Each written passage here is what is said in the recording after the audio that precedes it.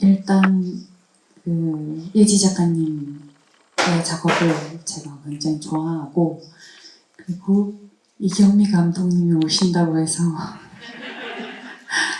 사심도 굉장히 있었고, 그리고 분명 오늘은 많은 여성분들을 만날 수 있을 것 같아서 그 부분도 기대하고 왔습니다. 자세히 보시면 남성분들도 중간중간 계시긴 하세요. 저도 놀랐습니다. 그리고 이경미 감독님께서는 최근까지 이제 미장센 단편영화제 심사위원 하시고, 그리고 지금은 차기작 새색시, 여러분들 책에서 보셨죠? 새색시 준비 중이시라서 정말 바쁜 상황이셨는데도 또 마찬가지로 귀중한 시간 내어주셨습니다. 내일이 마감이시거든요. 그래서 어떻게 이렇게 이 자리에 함께하게 해주셨는지 한번 말씀 들려주시겠어요?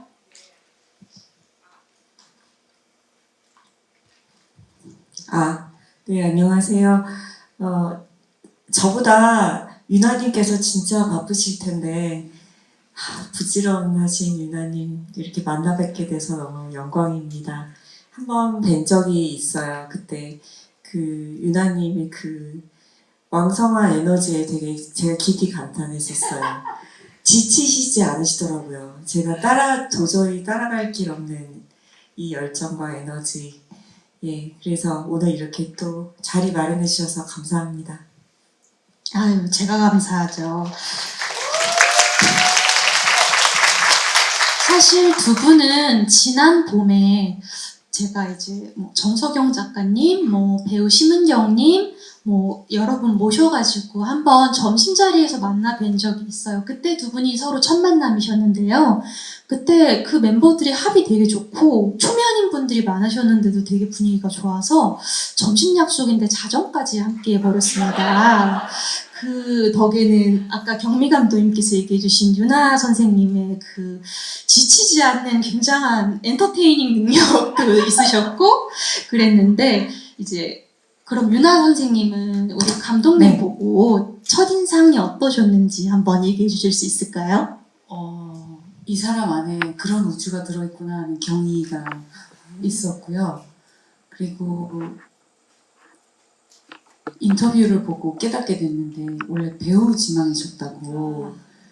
그래서 나중에 알게 된 정보지만 저는 처음부터 감독님이시지만 배우의 얼굴이시다 이런 생각도 했었어요, 진짜. 그래요? 네. 얼굴에 시네마가 있으세요. 네, 좀. 네. 그런 첫인상이었습니다. 네. 그러면 평소에 두 분이 서로에게 갖고 계시던 인상도 있으실지 좀 궁금한데, 어쨌든 이제 90년대부터 활동하신 대표적인 한국 이제 여성 록스타, 그리고 2000년대부터 활동하신 대표적인 한국 여성 감독으로서 서로를 어떻게 생각하고 계셨는지 좀 들어보고 싶어요. 저한테 선배님이시죠. 저보다 먼저 활동을 하시고, 그다음에 너무 왕성하게 지금도 하고 계시고 선배님이라고 부를게요. 유나님 이러니까 뭔가 제가 유나님 해주세요. 유나님 그래도 돼요? 어떻게 해야지? 되게 우리 호칭 정리 안 했는데 우리 그날 어떻게 그렇게 늦게까지 놀았죠? 그렇죠. 그날 정말 너무 즐거웠고요. 저는 너무 신나가지고 엄청 많이 까불었던 것 같고요. 다 그때 뭐 그랬죠. 막 서로 다 너무 좋아해가지고 막 사진 찍고 막. 예지 작가님이 이제 집에 갈 시간이라고 왔으면 아마 파악이 힘들었을 것 같아요. 네, 맞아요. 알려주셔서 집에 네. 갔으면. 저한테는 그날이 굉장히 비현실적인 날이었죠. 왜냐면은 늘 이 유나님의 노래를 늘 불러왔고, 저는 그런 그 사춘기와 청년기를 거쳤기 때문에 그분을 직접 만나 뵌다는 사실이 꿈만 같았죠. 딱 저 아직도 기억나요. 그 약속된 우리 장소에 딱 왔을 때 먼저 와 계셨거든요. 근데 제 머릿속에 딱 떠오르는 단어는 여왕님이시다. 예, 그랬던 것 같아요. 예. 그래서 기억하실지 모르겠는데 제가 와인을 빨리 마시자고 그랬어요. 왜냐면 제가 너무 긴장을 해가지고 술이라도 마셔야 되겠더라고요. 예. 너무 좋았어요. 와인 빨리 마시자고 하셨어요. 나랑 같은 생각을 하는 사람이 있네. 맞아요. 근데 둘이 같이. 예. 그래서 그날 저랑 유나님이랑 편의점에 가서 네. 와인을 잔뜩 사왔던 기억이 맞아요. 나는데요. 아이스크림이랑. 맞아요. 네. 하겐다즈로. 그러면 감독님 18번 자어림 노래나 유나 선생님 노래 중에 노래방 가서 부르시는 노래 뭐가 있으셨어요? 제가 그 노래방을 진짜 어려워하거든요. 네. 이 어려워요. 폐쇄된 공간도 너무 힘들고 그 안에 여러 명이서 이렇게 노래를 부르는 것도 힘들어하고 또 제가 목이 되게 약해서 노래를 하나만 불러도 목이 쉬거든요. 그래서 노래를 그럼에도 불구하고 그 노래는 따라서 불러요. 그 매직 카펫. 네, 만인의 감사합니다. 18번이죠. 예, 사실. 예. 네. 그거를 부르면 사람들이 다 좋아해요. 맞습니다. 실패 0%. 맞아요. 예, 그래서 늘 그 노래를 불렀었죠. 네. 너무 좋네요. 덧붙여서 저도 두 분의 첫인상에 대해 간단히 말씀드리면 사실 유나 선생님과 저는 2002년에 만났습니다. 그게 첫인상이에요, 저의. 왜냐하면 제가 2002년에 중학교 2학년이었는데 이제 유나 선생님의 사집, 자어림의 사집 페니아 사인회 때 핫트릭스에 가서 딱 이런 색천으로 제가 자주색 토끼 인형을 만들어서 딸기 우유랑 그렸어요. 왠지 그게 자우림의 색감을 좀 생각나게 해서. 근데 한 22년이 지난 후에서야 저희가 만날 수 있었던 거죠. 그래서 그때 저는 너무나 여전히 유나 선생님이셨고 너무나 아름다우셨고 제가 들어온 노래 그 자체 분이셨다라는 생각이 들었어요. 감사합니다. 그래서 제가 나중에 유나 선생님 생일에 제가 조금 고급 딸기랑 와인을 드렸어요. 근데 그게 22년의 세월을 스쳐 지나와서 제가 유나 선생님의 노래로 이만큼 성장했구나 느낄 수 있어서 정말 뿌듯했던 기억입니다. 그리고 이경일 감독님은 사실 다들 책 보셨으면 아시겠지만 5시부터 7시까지의 클레오랑 녹색 광선에서 이제 그 알 수 없는 미래를 앞두고 알 수 없는 그 순간에 눈물을 흘리는 여성들을 보고 감독님이 나도 이런 감정을 알아. 나도 이런 영화를 만들어 보고 싶다. 라고 이제 그 말씀을 주셨었는데 저는 그 계기가 미스 홍당무였어요. 미스 홍당무를 보고 세상에 이런 찐따 같은 여자도 주인공이 될 수 있구나. 자기 서사를 풀 수 있구나. 이런 나 같은 찐따 여성도 이렇게 이야기를 할 수 있겠구나 라는 생각이 들어서 사실 저는 원래 영화를 꿈꿨었어요. 그래서 영화사의 기획실에서 처음 일을 시작하다가 결국 시네이시빌로 가기는 했지만 그래서 이제 감독님은 제게 되게 큰 존재로 남아있고 그리고 처음 저희가 뵀을 때는 페르소나 막 하셨을 때 그 잘돼가 무엇이든 북토크 하실 때 제가 우연히 만나 뵙고 악수를 한번 했었어요 저희가. 근데 그때 되게 감격했던 기억이 있습니다. 그게 2018년도예요. 2019년도예요. 네. 네. 아직 10년이 안 됐다.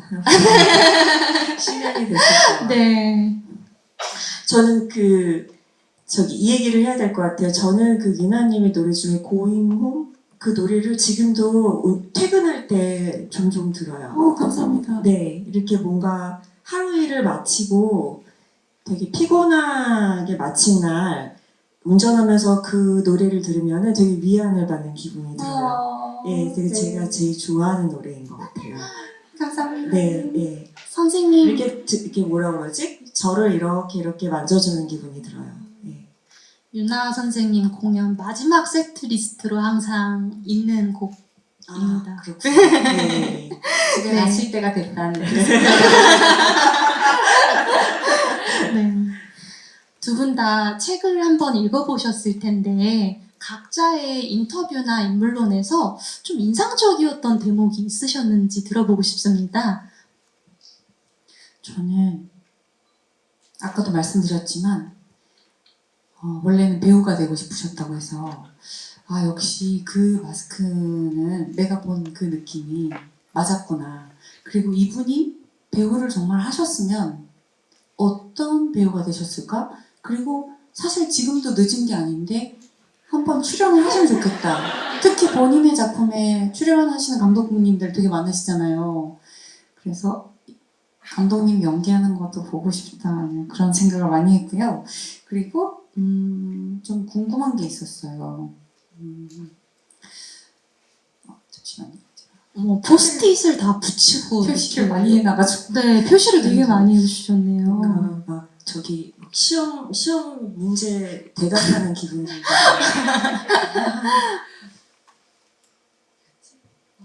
그럼 천천히 그 고르시는 동안 뭐야 감독님께서는- 무슨 얘기를 저요? 네. 그럼 제가 또 얘기를 하면 유나님께서 찾았어요. 다행히. 아, 네네. 이경이는 무엇을 믿나요? 라는 질문에 네. 내가 나를 완전히 망치지는 않을거라는 네네. 믿음에 대해서 얘기를 해주셨는데요. 네. 저는 이 믿음의 계기나 근거가 있으신지가 굉장히 궁금했어요.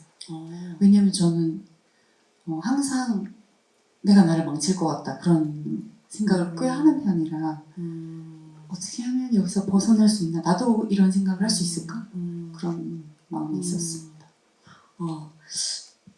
근데 유나님께서도 인터뷰를 되게 많이 하셨을 거 아니에요. 저보다 훨씬 많이 하셨을 텐데 저는 인터뷰를 매번 할 때마다 인터뷰를 끝나고 나면은 좀 혼란스러워요. 뭐가 혼란스럽냐면은 내가 무슨 말을 했는지 기억이 잘 안 나고, 그리고 내가 정말 맞는 얘기를 한 것인가 되돌아보면서 좀 후회가 되기도 하고, 또 그러니까 왜냐면 인터뷰할 때는 내가 나를 되게 잘 아는 것처럼 말을 하는데 사실 잘 모르겠거든요. 그리고 시간이 지날수록 잘 모르겠어요. 근데 제가 이 얘기를 왜 하냐면은 바로 그 질문하신 그 대답이 제가 대답을 하는 순간 되게 뿌듯해했던 대답이었는데 돌아서서 정말? 그럴 때 있거든요. 말하다가 내 말에 내가 반할 때 있거든요. 네, 그래서 내가 알아요, 저도. 말하다 내 말에 내가 반해서 그게 나인 줄 착각했다가 시간이 지나면서 너무 창피해질 때가 있는데 그 중에 하나가 바로 그 대답이에요. 진짜요? 네, 그런데 제가 그 말이 그냥 툭 튀어나온 말은 아니고 그 즈음엔 그랬어요. 그러다가 또 뭔가 또 뭐 좀 속상한 일이 있거나 되게 불안하거나 이럴 때는 또 그렇지 않을 때도 있고 그런 것 같아요. 근데 아마도 제가 그런 대답을 생각할 수 있었던 데에는 제가 기본적으로 제가 가지고 있는 정서의 불안감이 되게 커서 크기 때문에 그것을 지금까지 살아오면서 계속 훈련하고 의심하고 훈련하고 의심하기를 반복하다 보니 그 대답이 저한테 굉장히 중요한 질문이기도 하고 그렇기 때문에 그 대답을 하고 혼자 되게 뿌듯했던 것 같아요. 예. 근데 저는 그렇기 때문에 제가 유나님의 노래를 들을 때 위안을 얻고 또 되게 약간 도파민이 터질 때도 있고 어떤 저의 감정을 이렇게 탕탕 터지면서 어쩔 때는 부드럽게 어루만져주고 어떨 때는 막 싸대기를 막 때리면서 어루만져주고 싸대기 때리면서 어루만져주는 되게 이상한 말이지만 무슨 말인지 알겠잖아요. 너무 공감합니다. 예, 그런 게 아마도 제 안에 되게 이렇게 있는 불안감이 높은 어린아이를 알아주는 것 같다라고 느끼기 때문인 것 같아요. 예. 몇 가지 얘기가 흘러버렸어요. 네. 예, 근데 저도 근데 제가 그 대답을 했을 때를 떠올리면은 사실은 그런 게 조금 있는 편이긴 한데 나이가 들어가면서 나는 내가 이루고 싶은 것에 대한 욕망과 역정과 그런 어떤 투지가 높은 사람이구나. 그리고 그거를 반드시 이뤄내기 위해서 포기하지 않는 사람이구나라는 거를 시간이 지나면서 깨달으면서 나는 이루고 싶은 게 늘 있어왔고 그거를 쟁취해야 되는 사람이기 때문에 그걸 쟁취하기 위해서 나를 망치지는 않겠구나. 목표에 도달하고 싶은 욕망이 강한 사람이기 때문에 그래서 그냥 제가 어떤 사람인지 조금 알면서 그 대답을 했던 것 같아요. 감사합니다.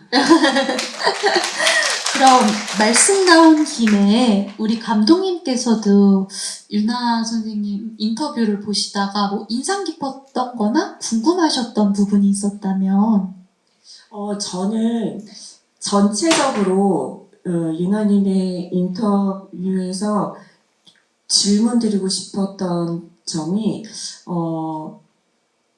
그러니까 언제 죽을지 모르잖아요. 랑 지금을 되게 중요하게 생각하신다. 지금 이 순간.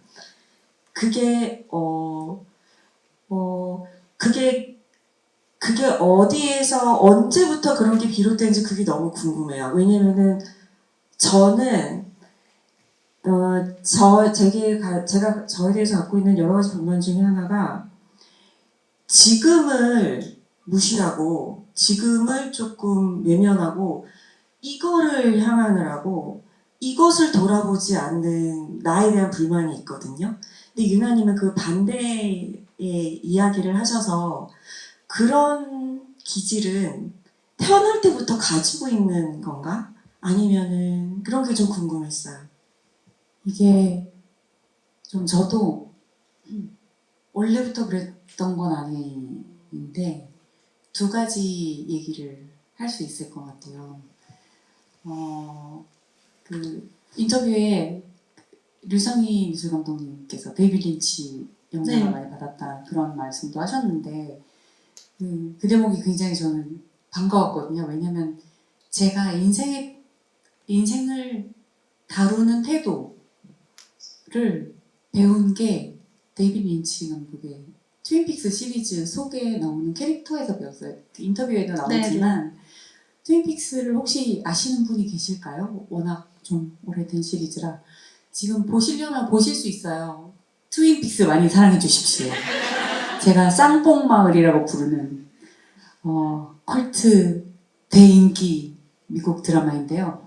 거기 그러니까 미스테리어스한 살인 사건이 막 일어나요. 정신의 세계랑도 연결되어 있고 아주 복잡한 사건이에요.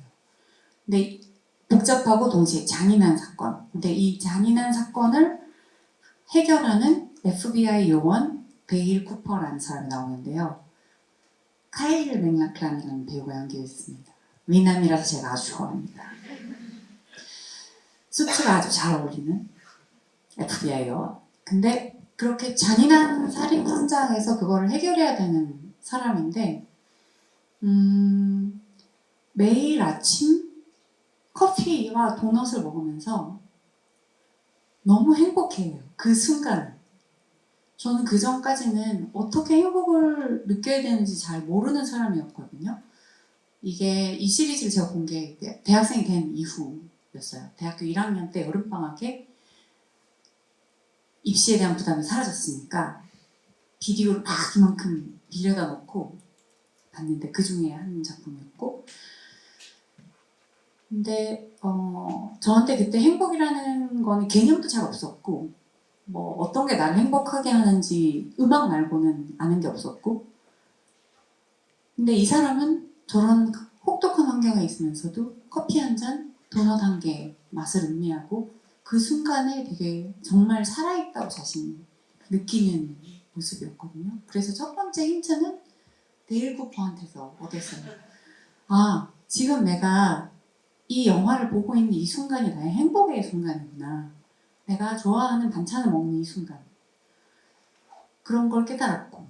그 다음에 두 번째 교훈은 제가 몇 년 전인지 잘 기억이 안 나는데 자우림 8집이 나왔을 아니야 몇 집이지? 앨범이 너무 굉장히 많으십니다. 8집이 나오기 직전에 제가 좀 신경마비가 와가지고 뇌신경마비가 와서 뭐 병원에 입원해서 음악을 다시 할 수 있을지 없을지 모르는 상황을 마주한 적이 있는데 그때 뭐 그렇게 좌절하진 않았어요. 음악을 못하면 뭘 먹고 살지? 그리고 막 궁리하고 미래를 좀 생각하는 시간을 보냈는데 다행히 이제 다시 음악을 할 수 있고 노래를 할 수 있게 되었을 때 모든 게 감사하더라고요. 지금은 내가 할 수 있는 모든 걸 하자. 그래서 그때 그 전이라면 하지 않았을 것 같은 음악 프로그램 나는 가수다에 저 어린 출연을 했는데 그거 저 재밌게 봤었어요. 네. 나는 가수다의 아이디어를 음악하는 분들은 꽤 싫어했어요. 왜냐면 막 이렇게 그게 경쟁을 하는 거잖아요. 음악으로 순위를 매기고. 근데 우리가 생각하는 음악은 그런 게 아니었으니까 굉장히 거부감이 있었던 방식이었는데 제가 이제 치료가 좀 되고 나니까 모든 게 다 감사했어요. 나는 가수다에서 섭외를 해주시는 것조차도 감사했고 여기 나가서 뭔가 새로 할 수 있다는 거, 내가 다른 노래를 부를 수 있다는 것도 감사하고 그래서 그때부터 더더욱이 생각이 강화됐던 것 같아요. 지금 할 수 있는 걸 지금 하자. 안 그러면 내일은 내가 노래를 못할지도 몰라. 음악을 못할 수도 있어. 그런 생각이.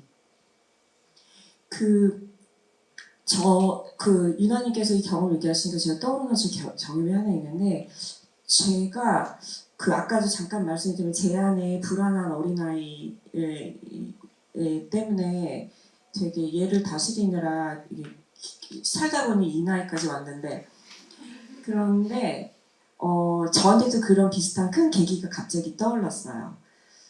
그러니까 그 전까지는 이렇게 저는 되게 어떤 상황에서도 가장 나쁜 일이 벌어질 것을 늘 여러 가지 경우를 미리 생각하거든요.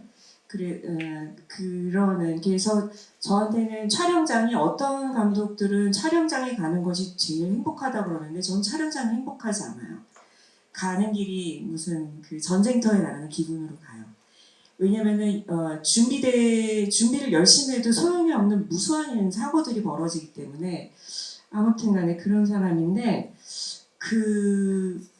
우리 아버지가 가셨을 때 죽음이라는 거를 처음 제가 체험하지 않았지만 처음 목도하게 됐던 거죠.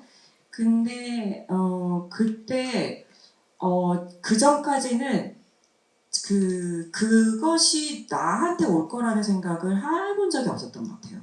근데 이게 누구한테나 오는 것이고 공평하게 오는 것이고 언제 올지 모르는 건데 근데 사람의 인생에서 가장 힘든 부분이겠다.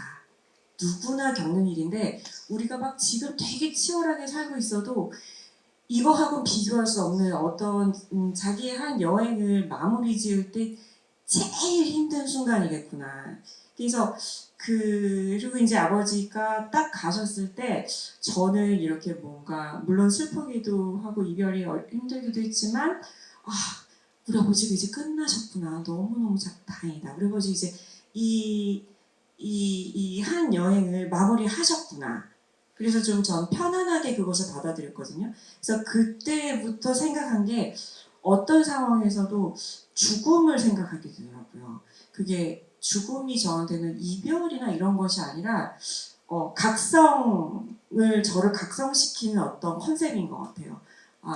어떤 상황에서도 죽음, 내가 앞으로 준비해야 되는 죽음, 어떤 것이 끝나는 무엇을 생각하게 되면은 제가 지금 갖고 있는 어떤 불안감들이 이렇게 싹 정리되는 그런 느낌이 들더라고요. 말씀을 들으니까는 저의 경험에서도 어떤 저에게 새로운 터닝 포인트가 있던 게 그 일이었던 것 같아요. 예. 사실 유나 선생님의 노래에도 항상 저는 죽음이 저변에 깔려 있다고 생각하기 때문에 두 분이 또 이런 교집합이 있었구나 싶은 말씀이었습니다. 그렇다면 두 분께서는 본인 인터뷰나 인물론 등에서 이 점은 내가 좀 잘 말했다거나 이런 표현은 좀 마음에 든다라거나 하는 부분이 있으셨을지. 저는 딱 책을 받았는데 제가 이거를 보고 이 서문을 보고 제가 기자님한테 막 엄청 웃으면서 다들 되게 멋있는데 막 고개를 숙이지 않고 노래하고 언제까지나 막 전성기는 지금이고 막 다 엄청 멋있는데 나만 낫을 들고 섭을 뺀다. 막 백발이 돼서 토크쇼로 힘이 있어 뭐야. 근데 나만 이걸 있는 거야. 저 여자는 뭘까? 낫을 들고 근데 전 되게 사실 되게 마음에 들었어요. 이게.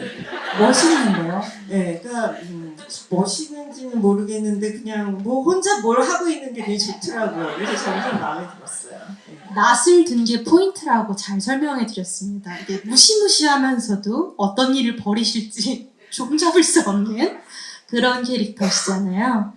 네, 그럼 유나 선생님께서는 그게 제 인터뷰를 제대로 안 읽은 것 같아요.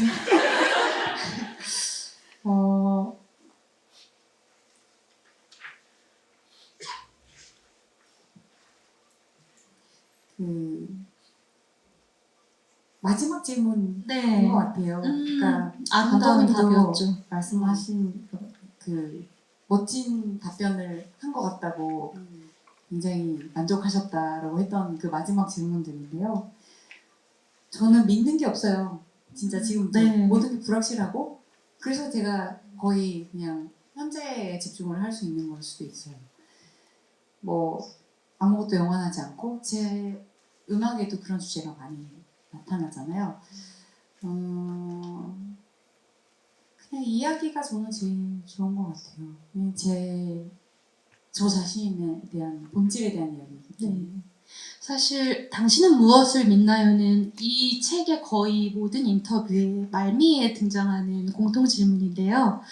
정말 각자 너무나 다른 인사이트들을 보여주셔서 저도 되게 좋아하는 질문과 답변들입니다. 그리고 사실 제가 이거 말고 다른 인터뷰할 때도 이 질문을 많이 묻거든요. 근데 정말 다양하게 나와요. 사주팔자, 권선징악. 근데 이렇게 멋지게 믿는 건 없습니다 라고 대답해 주셔서 저도 굉장히 기억에 남았습니다. 그리고 첨언하자면 제가 유나님 인터뷰에서 또 좋아하는 대목이 제가 여성주의가 시대의 의제로 떠올랐는데 정작 여성들에게 이거에 대해서 묻기가 너무 어려워진 시대라서 어떻게 하면 그들을 지키면서도 그들의 목소리를 전할 수 있을지가 너무 고민된다 라고 털어놓자 하지만 저는 말할 수 있어요 라고 하시면서 기혼 유자녀 여성으로서 저는 제가 할 수 있는 최선을 다하고 있고 제가 좋아서 하는 것이지만 저 사람이 저기에 있어서 다른 여성들도 힘을 낼 수 있게끔 이런 얘기를 해주셨는데 정말 너무 감동했어요. 보통 이런 용감한 답변을 해주시는 분은 거의 없으시거든요. 그래서 그 대목이 저는 너무나 인상 깊었고 여러분께도 인상 깊었을 거라고 생각하고 그리고 저는 이경미 감독님 인터뷰에서 참 좋았던 부분 중 하나는 제가 비밀은 없다도 정말 사랑하거든요. 근데 이 비밀은 없다에 보면은 여자들이 다 미쳐 있어요. 그러니까 뭐 사실 그 학생 뭐 민진이랑 소희도 필요 이상으로 그 교사를 괴롭히잖아요. 그 거의 몰고 가잖아요. 근데 그 여교사도 그 애들을 살인 교사를 해버립니다. 그러니까 전혀 윤리의 영역을 벗어난 존재들이죠. 그리고 주인공인 연홍도 남편을 이제 사회적 자살과 다름없는 그런 아주 안 좋은 엔딩을 맞게 하고 그래서 제가 감독님의 여자들은 다 미쳐 있는 것 같다 이랬더니 감독님께서 제 여자들은 참지 않아요 이렇게 미쳐서 선을 넘어버리죠 이렇게 대답해 주셨는데 그 대답도 참 좋았습니다. 감사합니다. 저는 기자님한테 질문이 있어요. 네, 말씀해 주세요. 그 인터뷰를 이렇게 여러 분을 하셨잖아요. 네. 이 여러 분의 답변 중에 제일 인상 깊은 답변 하나만 뽑으라고 그러면 누구의 답변을 뽑으세요? 어머, 이 정도는 돼야죠. 어머, 이거는 님을 얘기해도 김윤나 선생님을 전 얘기해도 괜찮아요. 두 분 다 섭섭해하실 아니, 거고. 아니, 우리 둘 중에 하라는 거 아니고 그러면은 두 분을 빼고 말씀드릴게요. 네. 두 분을 빼고 말씀드리면 저는 사실 최은영 작가님의 소설가님 쇼코의 미소, 내게 무해한 사람 등등 굉장히 여성연대 소설을 많이 쓰신 작가님의 작품인데요.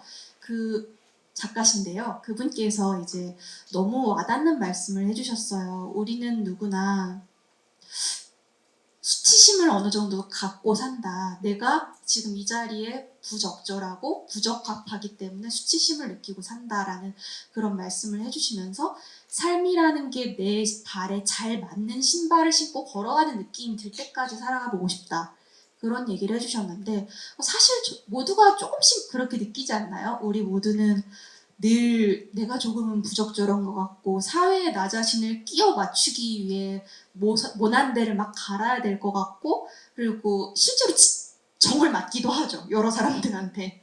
이제 그렇기 때문에 누구나 공감할 수 있는 그런 나 자신과 세계와의 불화를 잘 얘기해 주신 것 같아서 너무 좋았고 그리고 정석영 작가님 인터뷰 중에 이제 제가 대사를 어떻게 쓰시냐라는 질문에 희망을 버려 그리고 힘내라는 사이보그지만 괜찮아라는 대사를 여쭸더니 희망을 버려는 작가님이 그리고 힘내는 박찬욱 감독님이 쓰셨다고 하시더라고요.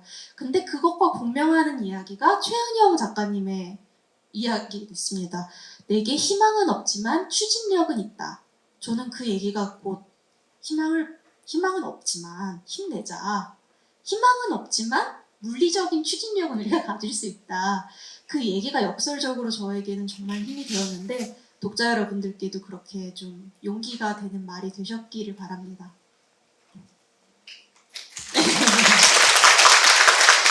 저도 질문이 있어요. 예, 작가님께. 말씀하세요. 모든 분들의 인터뷰에 모든 분들을 너무 잘 아시고 모든 작품을 다 이렇게 뭔가 다 관통하는 걸 다 아시고 그리고 인터뷰를 하는데 준비를 어떻게 하세요? 이거는 정말 정석적으로 한다고 받기는 일단 제가 다 좋아하는 여성들이고요. 제가 사랑한 여자들 그 중에서도 이제 인터뷰에 응해주신 분들은 제가 더 특별한 애정을 가지고 그냥 정석대로 하는 것 같아요. 모든 음악을 다 복습하고 모든 작품을 단편부터 뭐 다 복습을 하고 그리고 사실 제가 시네21 기자로 활동하던 시절에는 뭐 유튜브나 이런 것도 잘 안 돼 있어서 누군가를 인터뷰하려면 작품 도장 깨기를 왜냐면 하이라이트 빨리 보기 이런 거 없어요. 다 봐야 돼요. 네, 그렇기 때문에 근데 저는 그 세대라서 아직도 여전히 전부 다 읽고 그리고 그분께서 최근 3년간 하셨던 인터뷰는 다 읽고 가요. 왜냐면 똑같은 질문을 하기가 너무 싫거든요. 그러면은 두 분도 인터뷰를 정말 많이 당하시는 입장에서 똑같은 질문하면 너무 지겨우시잖아요. 그래서 그걸 피하기 위해서 그렇게 준비해 갑니다. 역시 그러니까 제가 그 유나님 인터뷰를 읽으면서 기자님이 굉장히 오랜 시간 동안 정말 좋아해왔구나를 느낄 수가 있었거든요. 그래서 근데 제가 이제 그 기자님 글 이렇게 기고하시고 이러는 걸 되게 재미있게 잘 읽고 있거든요. 감사합니다. 네, 그런데 그런 걸 보면은 정말 덕질을 진짜 잘하시는 것 같고, 네, 이게 덕질은 정말 되게 큰 힘인 것 같아요. 이 업계에서 일을 하는데 왜냐면 제가 덕질을 잘 안 해요. 뭐에 이렇게 잘 안 빠지는 편이거든요. 그 호기심은 많이 가지는데 그런 편이다 보니까 제 유일한 덕질은 영화인 것 같아요. 근데 보면은 역시 기자님은 저 기자님은 파도 재밌는 게 나오겠다. 파도 다 알 것 같고 새로운 길로 인도해 줄 것 같다. 이런 생각을 들게 해줬어요. 과찬이십니다. 네. 제가 얇고 넓게 좋아하는 스타일이라 영화도 좋아하고 음악도 좋아하고 그런 것 같아요. 문학도 좋아하고 그래서 이런 라인업이 나오지 않았나 싶습니다. 그러면 저도 또 질문 드릴게요. 이제 싱어송라이터 김윤아님께 여성이란 언제나 중요한 주제였잖아요, 여러분. 그렇죠. 그래서 김윤아님이 노래하는 여성들은 정말 다양했어요. 선봉이 하루 전에 훌쩍 삭발을 하거나 신도림 여관에서 스트립쇼를 하거나 뭐 굉장히 애틋한 짝사랑의 비가를 부르거나 아니면 굉장히 공허와 우울을 부르거나 아니면 분노에 차서 이제 굉장히 공격적으로 정념을 토로하거나 혹은 굉장히 미저리처럼 파격적인 사랑을 하거나 하죠. 그래서 이런 여성들은 윤은아 선생님께 어떤 테마이고 어떤 의미인지 궁금하고 그리고 저는 또 하나 윤은아 선생님이 은지야라든지 걸토크라든지 그렇게 어떤 소녀들에게 해주는 듯한 노래들이 개인적으로는 음악 리스너들에게 정말 많은 위로를 줄 거라고 생각하거든요. 그래서 좀 답변을 부탁드려도 될까요? 뭐 의도가 있는 건 아니고요. 저는 여자들이 좋아요. 그냥. 그래서 제 머리에는 여자 생각이 가득하고요.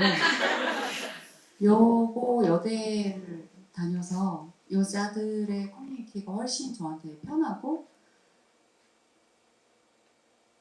진짜 여자 생각을 많이 하는데요. 제가 여자니까 여자 위주의 사고를 할 수밖에 없어요. 그리고 여러분 잘 아시겠지만 심지어 그 의학적인 연구조차 모든 게 다 남성 위주로 이루어지기 때문에 우리가 알고 있는 심장 질환에 대한 예고 증상 뭐 이런 것도 남성에게 해당하는 지식입니다. 모든 게 다 그런 식이잖아요.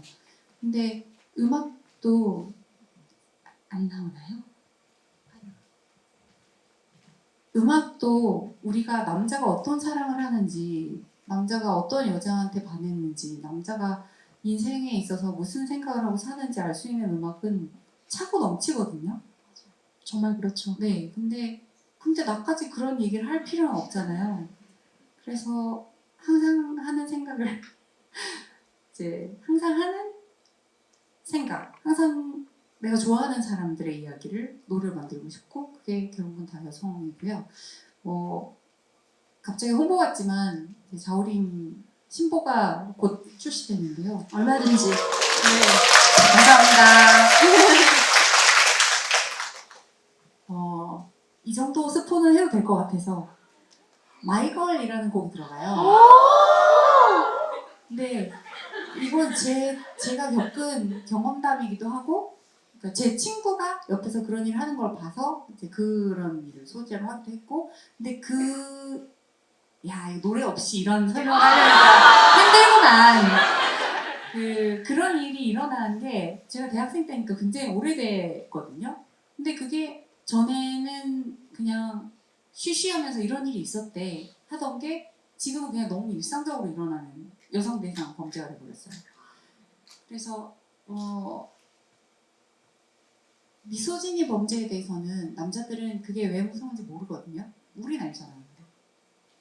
그런 얘기를 이런 얘기를 난 해야만 해 그건 아니지만 난 여자로 세상을 살고 있으니까 거기에 대해서 이해하고 있고 그게 당연히 노래로 나오고 이번 앨범은 특히 여태까지는 조금 이렇게 음악적으로 시적으로 그거를 감추고 은유하고 그랬다면 이번에는 막 분통 터트리거든요. 12집은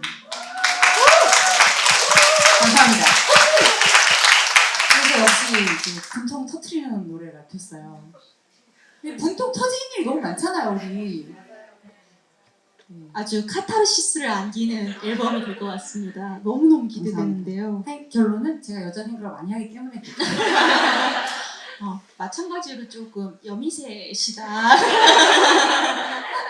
그럼 저희 감독님께서도 사실 만만치 않으세요. 되게 시도 때도 없이 불타오른 안면 혼조증을 가진 여성, 그리고 진실을 파헤치면서 가부장제를 이제 들이받는 여성, 그리고 뭐 여고생들인데 뭐 그냥 밀가루 뒤집어 쓰고 막 드럼치는 여성, 그리고 뭐 아빠를 질투하는지 아빠의 여자친구를 질투하는지 알 수 없는 여성부터 뭐 장난감 칼을 가지고 막 무덤덤하게 퇴마하는 여자까지 정말 정상성과 스테레오타입에서 벗어난 이상하고 미친 여자들을 많이 선보이셨잖아요.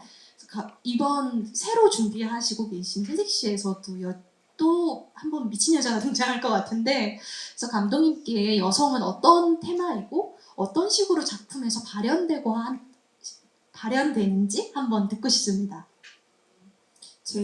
제가 만드는 이야기에 늘 여성이 주인공인 이유는 제가 여성이기 때문에 할 수 있다, 이 이야기를 할 수 있다는 자신감도 있고, 그리고 남자들이 그리는 여자들에 대한 불만도 크고, 그래서 그렇게 맨 처음 시작했던 것 같아요. 난 좀 더 이건 확실히 내가 좀 더 잘 알고 있는 것 같아.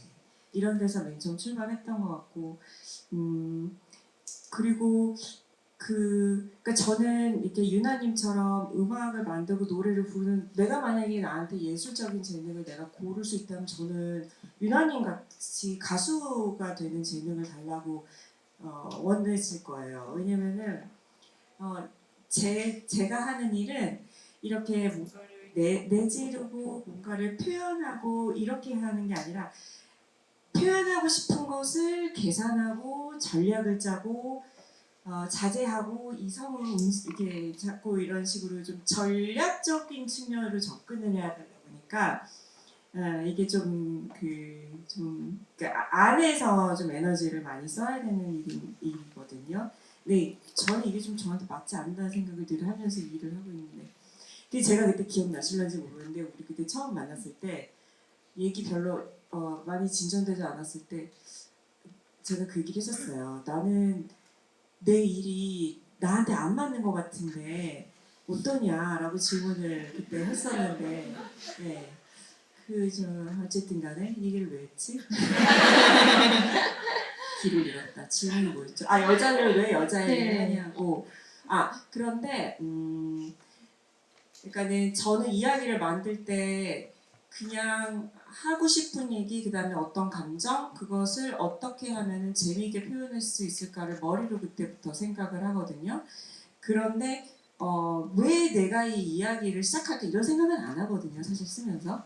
그리고 사실 다 만들어지고 관객들에게 딱 선보이는 순간이 됐을 때 그때 정신을 차려요.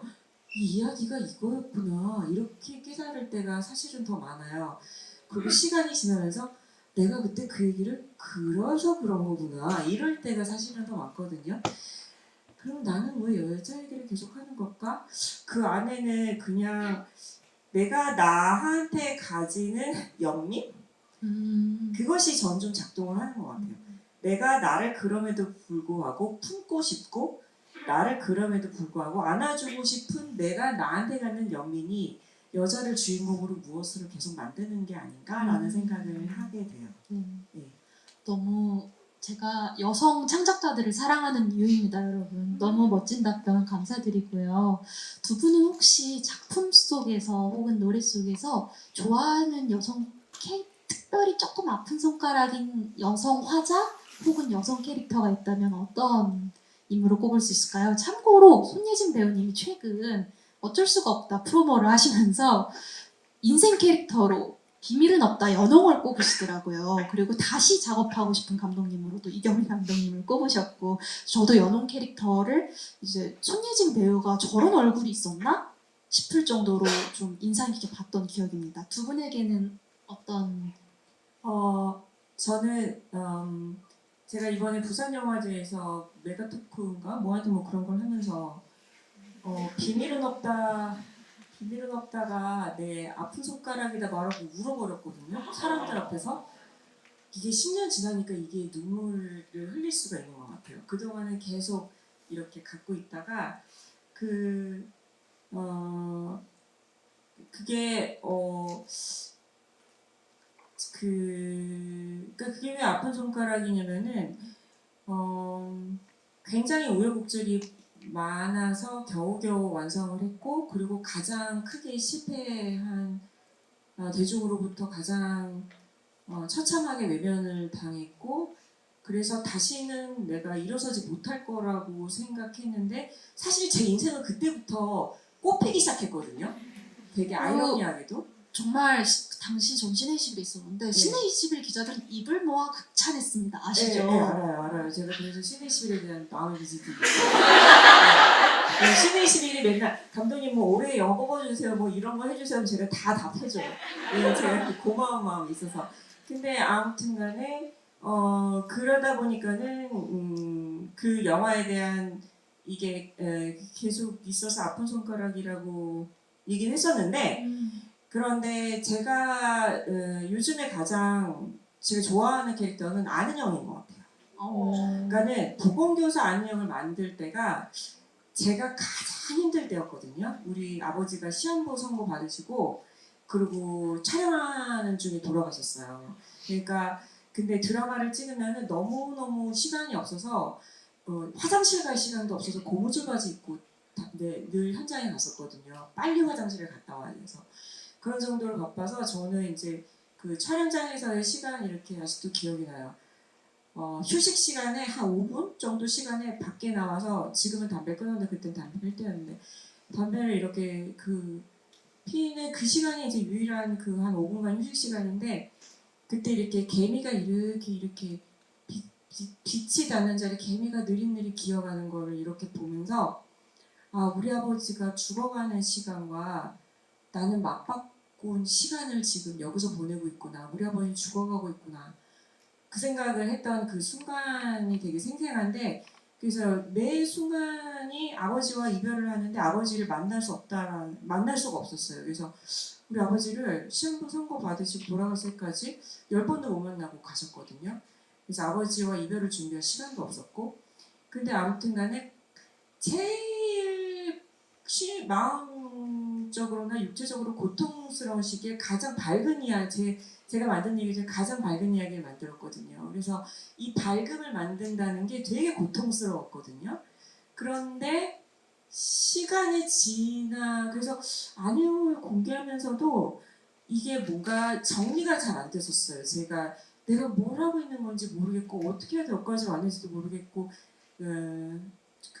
후반하면서 장을 치르고 뭐 이런 것들을 다 해야 됐으니까 그랬는데 시간이 지나면서 그럼에도 불구하고 그 밝음을 했다는 게 고마운 거예요. 그냥 내가 이거를 해내서 그 밝음을 이렇게 잡았구나 놓지 않고 잡았구나. 그래서 제가 안은영을 어쩌다 보니까 제 마음속에 가장 크게 지금은 있는 인물이 안은영이 된 것 같아요. 감사한 일이죠. 정세란 작가님께 정말 감사드려요. 근데 그거를 또 감독님의 연출과 또 정유미 배우의 그 무덤덤한 연기 여러분 명장면 기억하시죠? 유태우 씨한테 한국말로 해 땡땡 놈아 제 남편한테 하는 말 한국말로 해. 아시다시피 피어스 콜란이라는 필수 씨라는 네. 남편분을 두시고 계시기 때문에 그렇다면 유나 선생님께서는요? 일단 감독님 말씀을 들으니까 안은영을 너무 재밌게 봤던 제가 왠지 죄송스러워지는데 괜찮아요. 아니요, 저 재밌게 네. 봤다는 네. 분도 있으면 너무 감사해요, 진짜. 감사합니다. 김은희 작가님이 비슷한 네. 말씀하셨는데 또 어렸을 때 젊었을 때도 돌아가고 싶지 않다. 아 맞아요. 그런 너무 말씀 힘들었기 하셨죠? 때문에 네. 예. 저는 제 노래 걸톡이라는 게 있는데요. 너무 사랑합니다. 거기에 17돈 13세나 를 다독거려주고 싶다는 이야기가 나오는데 걸통에 나오는 그 어린 여성들이 저는 가장 아픈 아이들이에요. 그래서 제가 10대, 20대 여성분들에게 전폭적인 사랑과 지지를 보내는 이유 중에 하나가 너무 힘들거든요. 살기가. 한국에서 10대, 20대 여성으로 산다는 게 어느 장단에 박자를 맞춰야 될지도 모르겠고 사회가 강요한 모습이 정해져 있잖아요. 근데 나를 찾을 수 있는 방법이 많지 않고 물론 그거는 남자분들도 마찬가지지만 여성들한테 조금 더 다른 의미로 그런 경우가 많은 것 같아요. 그래서 그 걸통에 나오는 아이들이 그렇고 여기 계신 여러분이 그렇습니다. 애틋하고 사랑하는 존재들. 저도 걸톡 얼마나 제가 큰 위로를 많이 받았는지 아마 여러분들도 다들 그러하실 거라 생각합니다. 제가 이 여사여 책을 냈을 때 많은 분들이 스토리에 올려주셨는데 BGM을 다 걸톡으로 깔아주시더라고요. 마치 약속한 것처럼. 와우. 네, 아마도 우리 이 자리에 있는 대다수는 걸톡을 들으면서 정말 큰 위안을 격려를 받으면서 자라났다고 생각해요. TMI일 수도 있는데 저는 노래 만들면서 잘 울거든요. 그러니까 노래를 만드는 과정에서 잘 울어요. 예를 들면 강 쓸 때는 진짜 대성통곡하면서 만들었고 걸톡도 아주 많이 울면서 만든 곡이거든요. 그냥 TMI.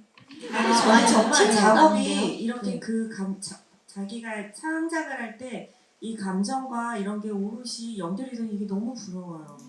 저는 막 스트레스면서 울잖아요. 다음날 이거 버려야 돼요. 왜냐면 너무 내 감정만 들어있어가지고 이래가지고 설득이 안 되니까 멜로디가 없으니까 영화는 그런 게 아니다 보니까 너무 부러워요 이런 작업. 네. 음악을 하십시오. 제가 그제는 주어지지 않았어요. 근데 실제로 감독님이 본인이 연출하시는 작품에서 작사를 다 하세요. 네, 작품. 저는 나는 공주가 되고 싶어요. 너무 좋아합니다. 네. 미스온당무에. 그리고 비밀은 없다에서 지니와 오기가 부르는 그 노래도 너무 좋고요. 네, 감사합니다. 두 분이 한번 협업해 보시는 거. 언젠가 제가 왜냐면 내 작업을 많이 했잖아요. 그죠? 영화 드라마 작업을 많이 하셔서 언젠가 제가 또 이렇게 멋진 만남이 성사되기를 기대하면서 그 유나님께서는 90년대부터 활동하신 그 밴드 프론트맨으로서 여성 밴드의 여성 프론트맨으로서 그리고 감독님께서는 인터뷰에서도 말씀하셨다시피 뭐 선배라고 뭐 별로 이렇게 변형주 감독님이나 임순례 감독님 정도밖에 없었던 2000년대 활동을 시작하신 여성 감독님으로서 마주쳤던 편견이나 어려움이 있었을 것 같아요. 그래서 그거 어떻게 통과해 나가셨는지 좀 들어볼 수 있을까요? 저는 예, 제가 영화 공부를 할 때는 여성 영화 감독은 이제 임순례 감독님, 변영주 감독님밖에 없었어요.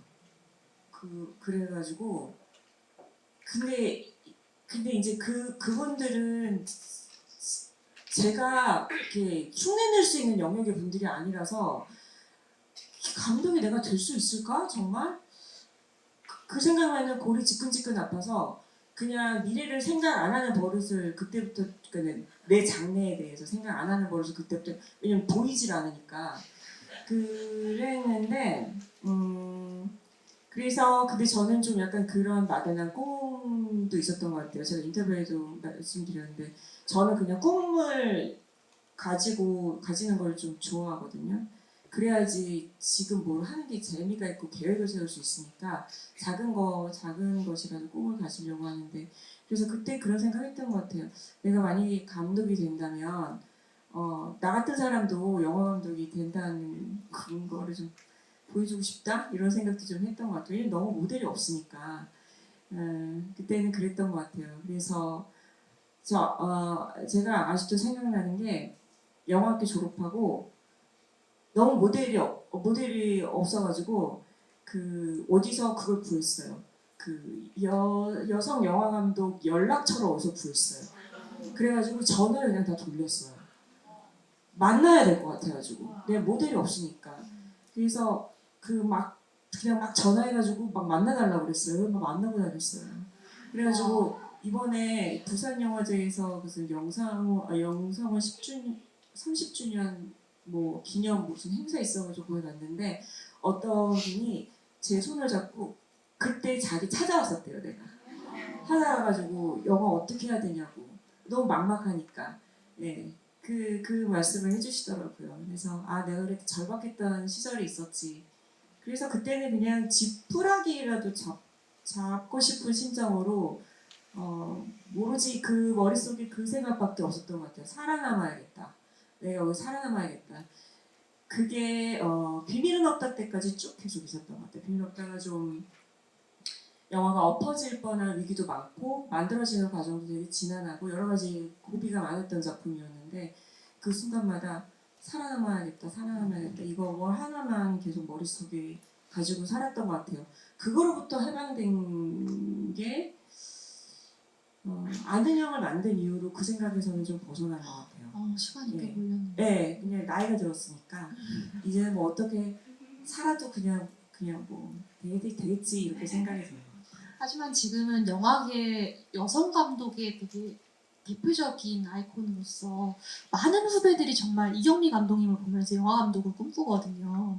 저 역시도 대학 시절에 미스온당무를 보고 영화 하고 싶다 생각했듯이 그래서 그런 시절을 지나서 이제는 또 든든한 선배가 되어주셨다는 게 너무 기쁩니다. 감사합니다. 그럼 윤아 선생님께서는 네, 뭐 저야 업계가 워낙 그 마초적이고 좀 네. 그리고 이제 뭐 화려하고 편견을 많이 사람들이 가지고 있고 호기심도 굉장히 많이 가지고 있는 업계에 있으니까 저희 데뷔가 97년인데요. 그냥 그때는 여성은 장식이었어요. 장식이고 뭐 생각하면 안 되는 존재 그런 느낌이어서 제가 그런 인터뷰도 꽤 했던 기억이 나는데 맞아요. 나는 우리 밴드의 장식품이 아니다. 초반부에 네. 그리고 카메라 워크 나 마음에 안 든다. 왜 나를 다리부터 훑어? 카메라가? 남자한테는 그렇게 앵글 안 쓰잖아요. 그런 이야기도 많이 했었고 그리고 또 대중들의 시선도 그렇게 곱진 않아서 그거를 그냥 종합하자면 여자가 나댄다. 이게 마음에 안 든다. 그런 느낌이었는데 작곡 작사하는 것도 다 거짓말일 거다. 그리고 또 작곡 작사에 대해서라면 자기 이름을 굳이 작곡 작사에 쓰는 것도 못마땅하다. 그런 억가가 너무 심한데. 제가 남자였으면 그런 얘기 안 했겠죠. 그럼요. 그리고 저는 사실 지금도 자우림에 제가 아니고 남자 보컬이 있었다면 자우림에 대한 평가는 지금보다 좀 더 높았지 않았을까 하고 생각하고 있어요. 그리고 아마 그게 사실일 거고 그리고 이제 제가 여성이기 때문에 온갖 여성에 대해서 가지고 있는 사람들 편견 중에 이제 부도덕하고 자기 욕심만 알고 사치스럽고 이런 일그러진 시각들이 있으니까 제가 금방 팀을 때려치우고 나가서 혼자 잘 먹고 잘 살려고 할 거야 하는 이야기가 거의 자우림 한 6, 7집 나올 때까지 계속 있었던 것 같아요. 근데 그 모든 것은 해결할 수가 없어요. 왜냐면 다른 사람의 상식을 내가 조정할 수가 없으니까. 나를 또 일일이 찾아가서 나는 이런 사람이야. 나 이렇게 일하고 네가 말하는 거 거짓말이야 라고 한 사람 한 사람 설득을 할 수가 없잖아요. 제가 할 수 있는 일은 그냥 매일이나 하는 거예요. 매일이나 잘하고 그리고 그래서 이제 오늘 참여해주신 독자분들 중에 제가 아는 얼굴도 좀 있는 것 같아서 반갑고 여러분은 잘 아실 테지만 저희 자우림이나 저는 항상 새 앨범이 나오고 새 음악이 나올 때 지난 앨범보다 더 나은 걸 만들자라고 항상 생각을 하거든요. 계속 뭔가를 돌파해 나가야 된다고 생각해요. 아직도. 근데 그게 내가 여성이라서 받는 시각 때문은 절대 아니고 그냥 그게 우리가 일하는 스타일인데 계속 그렇게 정신없이 내 일을 파다 보니까 이제는 그냥 쟤는 원래 그렇게 음악하는 애들이라고 다들 편안하게 생각해 주시는 것 같고 어느샌가 좀 연연하지 않게 되는 것 같아요. 말씀하셨듯이 연차가 되니까 그냥 됐어 떠들라 그래 그런 느낌도 생기고 하지만 새로 시작하려는 젊은 여성들에게는 결코 역시 쉽지 않은 바닥이다. 네. 하지만 윤아 선생님 같은 용기를 넣어주시는 또 뮤지션들이 있기 때문에 그 덕을 또 우리 여성 후배들이 보지 않을까 그런 생각이 드네요. 그래서 유자녀 아까 그런 말씀하셨는데 귀여운 유자녀에다가 경력이 길고 연령이 좀 있는 선배들이 없어요. 저도 역시. 그래서 만약에 아까도 이제 중복된 얘기긴 한데 제가 제자리에서 계속 음악을 하기 때문에 저를 보고 저 사람이 했으니까 나도 할 수 있어라고 생각하는 사람이 있을 것 같거든요. 그럼요. 네. 그러니까 윤아 선생님 연차 정도 되신 여성 뮤지션 여러분 한번 지금 활발하게 활동 중인 떠올려보면 거의 안 계시거든요. 저는 이 왕성한 활동과 창작력 너무 존경하고 앞으로도 그 에너지가 고갈되지 않고 언제까지나 노래하시기를 네, 기도할게요.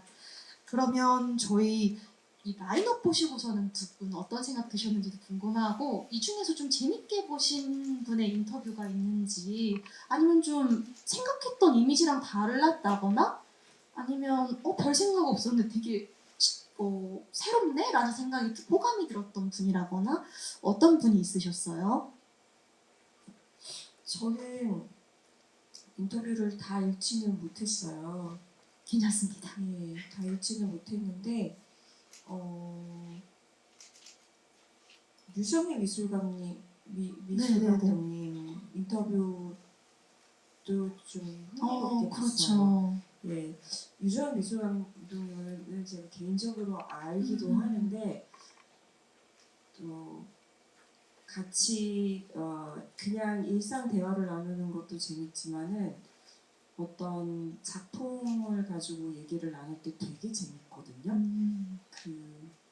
그러니까 뭐 어쩔 수가 없다를 보신 분들은 그러니까 뭐 예를 들면 박 감독님, 박찬욱 감독님이 인터뷰 중에 유성희 미술 감독님과 작업하는 일이 얼마나 놀랍고 멋진 일인지를 말씀하시면서 그 유성희 미술 감독님이 각본을 보시고 그 분재 아이디어를 말씀을 주셔서 그것이 영화에 어떻게 기여했는지 말씀하신 부분이 있거든요.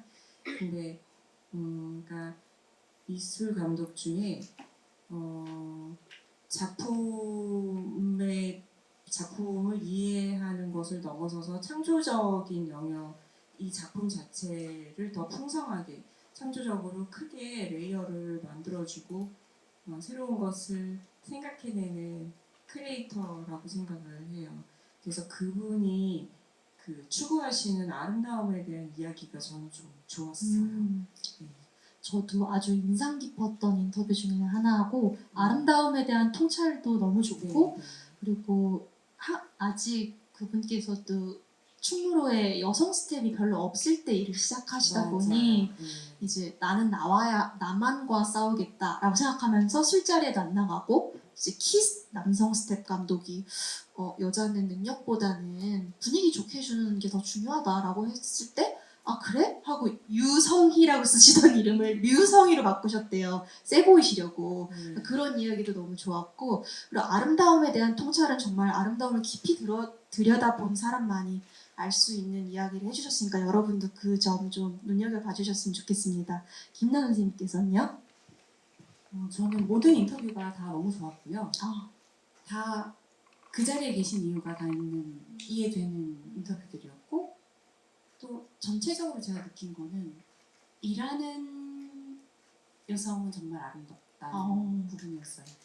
다들 자기 분야에서 사랑하는 일을 하고 계시고 철학을 가지고 확고하게 그거를 밀고 나가고 계시고 편견과 싸우고 관례, 통상에 있었던 전례들하고 싸우고 계시고 강하고 아름다운 여성분들 너무 좋았고요. 저는 저랑 너무 다른 신념을 가지신 전도연 배우님이 하신 말씀이 되게 인상 깊은 게 있었어요. 왜 제가 별로 믿음이 없다고 했잖아요. 근데 전도연 배우님이 사랑은 절대적인 거다. 전에는 나의 모토는 사랑이다라고 말하고 다녔다고. 네, 한창 네. 멜로 만들. 네. 근데 와 이렇게 생각하는 사람이니까 그렇게 단단할 수 있구나는 생각이 들었어요. 역시 사랑을 믿는 사람이 단단한 사람인가? 그런 생각도 들었고 어떠세요? 사랑을 믿으세요? 저는 제가 하는 이야기에 사랑이 이루어진 적이 없어요. 아니면 그나마 그런데 그것도 사랑이라고 좀 왜냐면 저도 좀 되게 어려운 사실 다음 차기작인 새색시 역시 뭐 그렇게 행복한 영화는 아니잖아요. 저는 기본적으로 비극을 좋아해요. 저도요. 네, 비극을 좋아해서 제 이야기에 사랑이 나온다면 이루어지지 않을 거예요. 아까 말씀하신 부분이 저도 공감 가는 부분이 하나 있는데 저도 이렇게 어떤 책을 읽을 때나 특히 책을 읽을 때 그런 느낌을 책이랑 음악도 그렇고 그런 느낌을 많이 받는데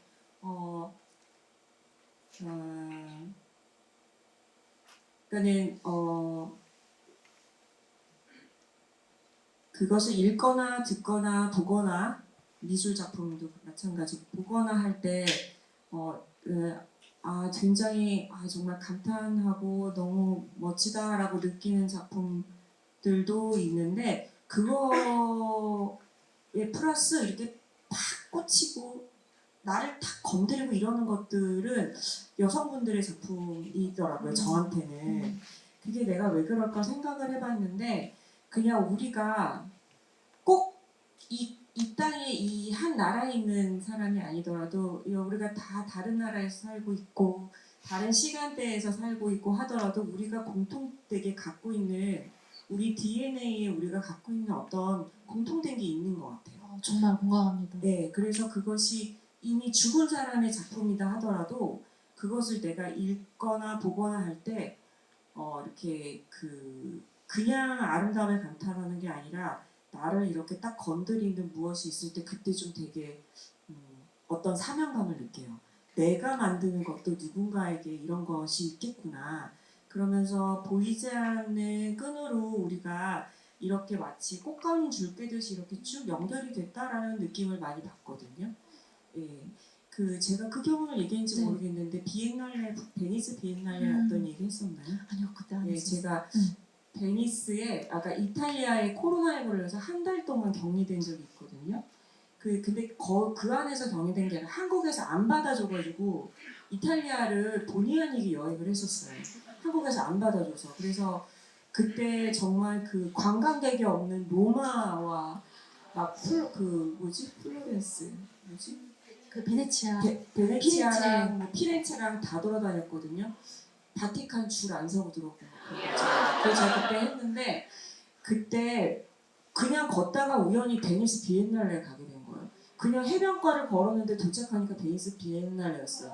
그래가지고 비엔날레를 정보도 없이 들어가서 이렇게 관람을 했는데 거기에 예술가에 대한 정보가 없어도 하필이면 그 해에 그 전체 컨셉이 이 여성의 꿈, 여성의 초현실 이런 거였어요.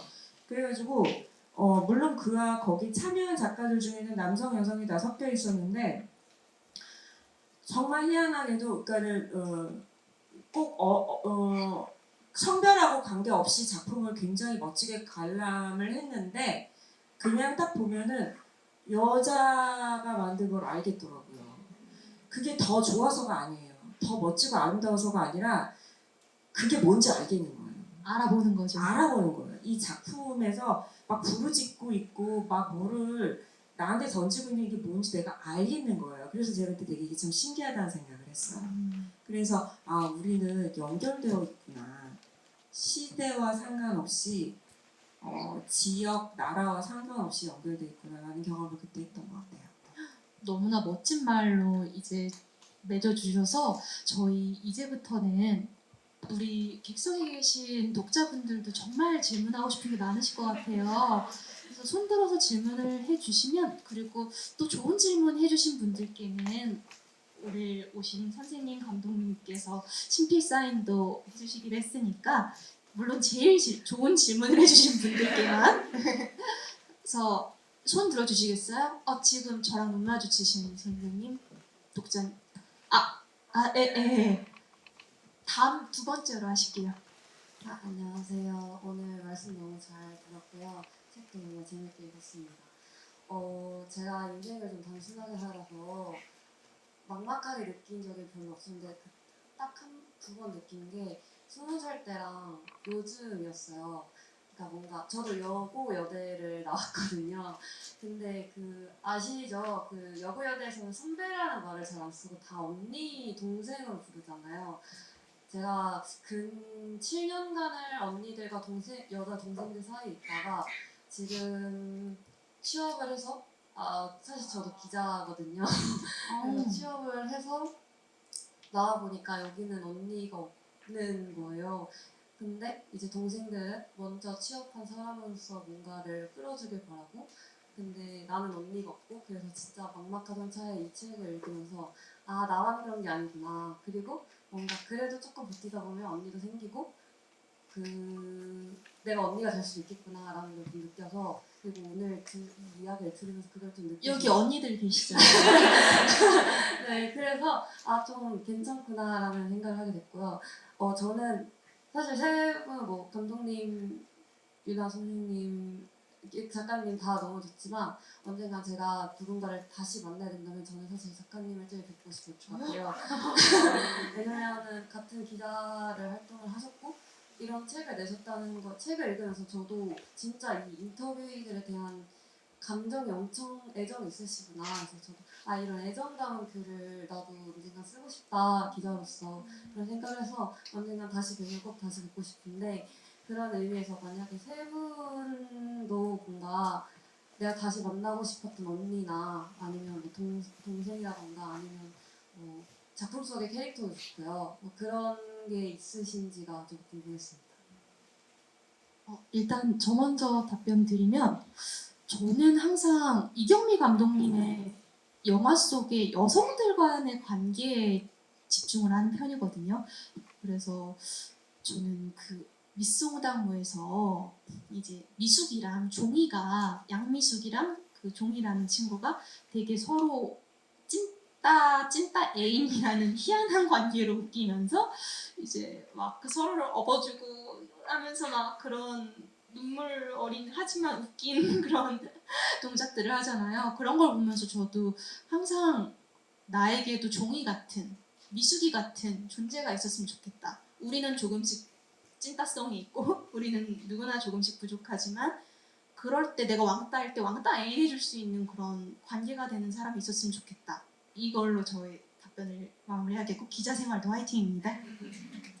그러면 두 분은 저는 예지 작가님이 엮어주신 인연의 자매님들을 더 만나고 싶어요. 음악하는 동료 뮤지션들하고는 물론 교류가 있지만 다 이렇게 창작하시고 자기 분야에서 치열하게 사시는 여성분들하고 다른 분야에 계신 여성분들하고의 모임이 굉장히 영감이 되더라고요. 저한테는.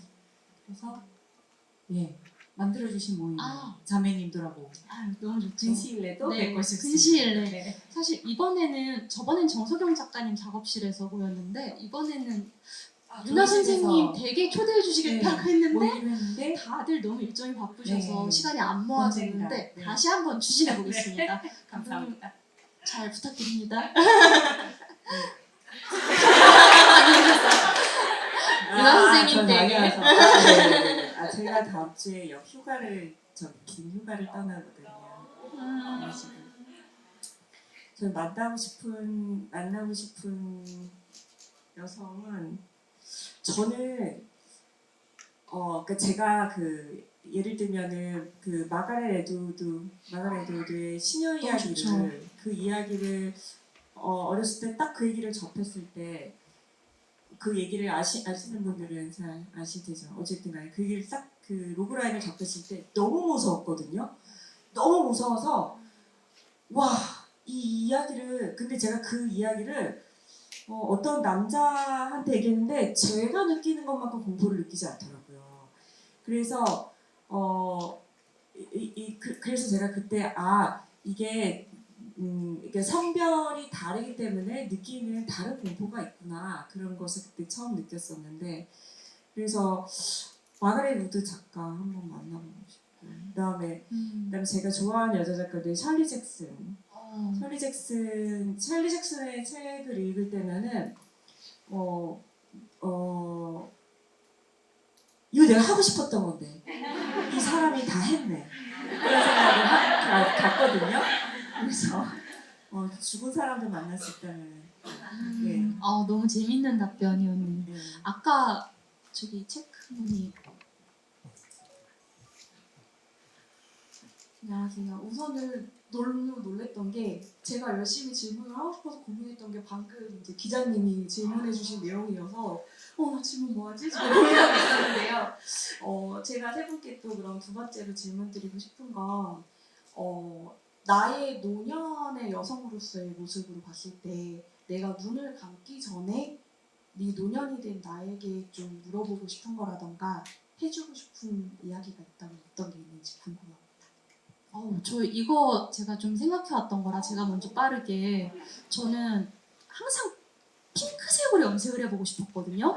근데 그러려면 탈색을 다 해야 되잖아요. 그래서 그게 너무 부담스러워서 못하고 있는데 이제 할머니가 되면 백발이 될 테니까 바로 그냥 핑크색으로 염색하면 되거든요. 그래서 핑크색 머리를 한 할머니가 되는 게 저의 소망이고 그래서 해주고 싶은 말은 핑크색으로 염색을 해봐라. 두 분은 저는 무조건 멋쟁이 할머니가 될 거예요. 너무 그러실 것 같죠? 목숨 걸고 멋을 추구할 거예요. 그리고 제발 노년기가 되면 일을 적당히 했으면 좋겠어요. 하지만 아마 죽기 전까지 일할 것 같습니다. 저는 노년이 되면 하고 싶은 게 있어요. 그 두 가지 하고 싶은데 하나는 제가 원래 다니던 직장을 그만두고 영화를 하기로 결심을 한 이유인데 제가 직장 생활을 하면서 이게 내가 직장 생활을 평생을 못 하겠구나 그 생각이 들어서 그만뒀거든요. 그러면은 평생 할 수 있는 일이 뭘까 했을 때 창작은 내가 평생 할 수 있겠다. 그리고 내가 살면서 겪는 모든 게 나의 연료가 되니까 그래서 이 정도면 내가 생산적인 삶을 살 수 있겠다 싶어서 창작하는 일을 택했거든요. 근데 나이가 들면 근데 제가 영화 감독을 하다 보니까 현장에 늙어서는 가기가 좀 어려워요. 체력적으로 저는 그렇게 체력이 좋지 못해서 그래서 노년에는 좀 책상에 앉아서 혼자서 쓰는 일을 할 정도로 좀 기량을 다져서 그때는 좀 그런 일을 하고 싶고 쓰는 일을 하고 싶고 그 다음에 그래서 제가 꿈이 하나 있는데 저 꿈 되게 많은데 하나는 뭐냐면은 노년에 드라마를 써보고 싶어요. 제가 영화를 드라마 하나 만들어봤잖아요. 근데 되게 그러니까는 각본을 쓰고 영화를 찍고 하는 게 되게 뭐가 어렵냐면은 모드 전환을 계속 해야 돼요. 작가 모드랑 감독 모드가 전혀 일이 다르거든요. 근데 작가 모드를 일했다가 감독을 하면은 작가 했던 걸 까먹어요. 그래서 다시 이 모드를 돌아가는 게 좀 스위치가 어렵거든요.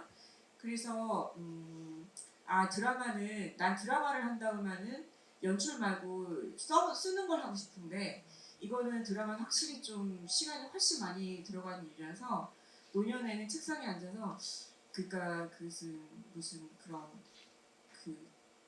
긴 멋진 시리즈 하나 우리나라로 치면 전원일기 같이 사람들이 오래도록 볼 수 있는 인물들이 계속 영원히 살 것 같은 그런 시리즈 하나 써보고 싶은 꿈이 있고 그리고 또 하나 꿈은 유기동물을 돌봐주는 일을 하고 싶어요.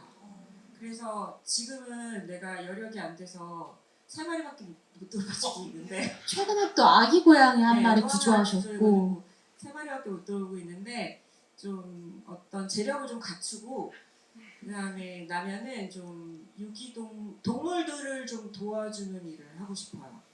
그게 제 꿈이에요. 제가 얘기를 남편한테 했더니 제 남편이 그럼 빨리 돈 많이 벌래. 그게 제 꿈입니다. 또 질문 있으신? 여기 흰색 옷 입으신. 네, 안녕하세요. 질문 드리겠습니다. 단일의 망설임도 없이 내 첫사랑이라고 이야기하는 오랜 팬을 마주했을 때의 감정을 저는 아무리 생각해도 참 상상조차 할 수가 없겠더라고요. 하지만 선생님은 그런 여자들을 너무 많이 만나셨기 때문에 그래도 그렇게 오랜 기간 사랑을 가지고 온 팬을 마주하고 심지어 이제 인터뷰어로 만났을 적에 그 인터뷰가 끝나고 댁에 돌아가신 후에 인터뷰 자리에 대해서 다시 좀 정리해 보는 생각이 있으셨을지 인터뷰 내용 내지도 그렇게 내 앞에 나타난 오랫동안 나를 사랑해온 내 팬이자 인터뷰를 바라보셨던 그런 감정 이런 것들이 좀 많이 궁금했고요. 그리고 또 하나는 우울은 항상 있는 거고 기쁨은 노력해서 찾아야 된다라는 말씀이 너무 크게 위로가 됐는데 쿠퍼 형사의 커피와 도넛처럼 내일 놓치지 않으시려고 하는 기쁨이 어떤 루틴처럼 기쁨이 있는지, 그리고 가장 최근에 노력해서 찾으신 기쁨이 있으신지, 이것이 궁금했습니다. 저 말씀이시죠? 네. 유나님, 일단 예지 작가님과 처음 인터뷰를 했을 때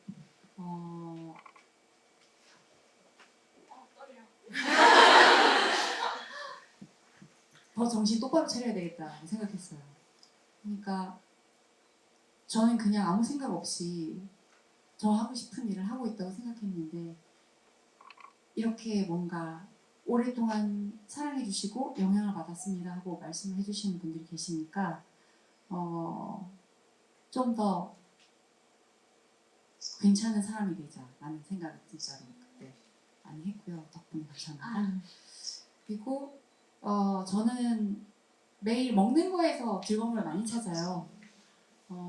저의 요새 그냥 루틴으로 아침 식사는 잡곡빵과 계란 프라이 2개는 3개, 거기 위에다가 천연 치즈 슬라이스를 얹어서 살짝 치즈를 녹이고 그 다음에 이제 사과철이잖아요. 요새는 가몽 사과가 나오기 때문에 사과 한 알과 아이스 라떼 그리고 주스를 먹습니다. 이게 매일 많이 먹죠. 먹는 거 진짜 좋아하거든요. 그래서 제가 루틴으로 삼고 있는 행복이고요. 노력해서 최근에 가장 많은 노력을 해서 찾은 행복은 저울이면 12집입니다. 아주 만족스러운 여자입니다. 너무 기대됩니다, 여러분. 11월 9일 날 나온다고 하니까 많이 참고해 주시고요. 또 질문 있으신 분? 여기 안경 쓰신 선생님?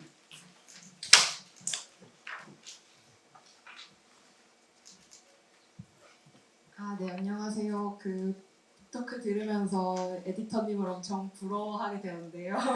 제가 잠시 질문 기회를 빌려서 에디터님의 입장을 잠시 체험해 보자면, 세 분이 지금 시점에 가장 생각 많이 하는, 아까 김유나님 말씀하신 것처럼 가장 많이 생각하는 여자가 누군지, 그리고 에디터님은 호시탐탐 노리고 있는 다음 여성 인터뷰인은 누군지 궁금합니다. 어떻게 저 먼저 대답을 할까요? 저는 사실 여자가 사랑한 여자들이 너무 잘 됐으면 했던 게 2를 내고 싶었어요. 2를 낸다면 안세영 선수, 배우 김혜수, 그리고 또 제가 너무나 사랑하는 많은 작가님들을 또 뵙고 싶다는 생각을 했고, 또 최근에 윤가은 감독님의 세계의 주인이란 영화가 정말 대단한 작품입니다. 여러분 가서 보셔야 돼요. 그래서 윤가은 감독님 또 저와 같은 학교에 연극 동아리 선배신데 제가 여태까지 못 뵀어요. 희한하게도. 그래서 윤가은 감독님을 당장 인터뷰하고 싶다는 생각이 듭니다. 방금 세계의 주인 보고 와서 어. 잘 부탁드립니다. 여러분 좋은 영화입니다. 저는 요새 유진목 작가님 생각을 가장 많이 하고 있습니다. 왜냐면 만나기로 했거든요. 그래서 작가님을 언제 뵐까? 어디로 모실까? 이런 생각을 가장 많이 하고 있어요. 작가님도 바쁘시고 저도 지금 짬이 잘 안 나서 시간을 조율 중입니다. 만나게 되면 어딘가 자랑할 거예요. 실제로 윤아 선생님 콘서트 때 유진목 시인님의 시를 활용해서 공연에 낭독하시기도 하고 하셨잖아요. 참 잘 어울린다는 생각이 들었습니다. 감사합니다. 경미 감독님께서 저는 내일 마감이거든요. 그래서 지금 새색시 투자고 마감이라서 요즘에는 새색시의 주인공 자매 생각을 제일 많이 하는 것 같아요. 얘네들은 왜 이 지경이 됐을까 그 생각을 제일 많이 하는 것 같아요.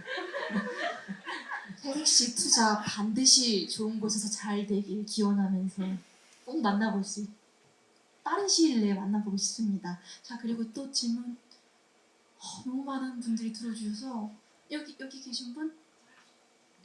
아니요, 지금 저랑 눈 마주치신 선생님. 네.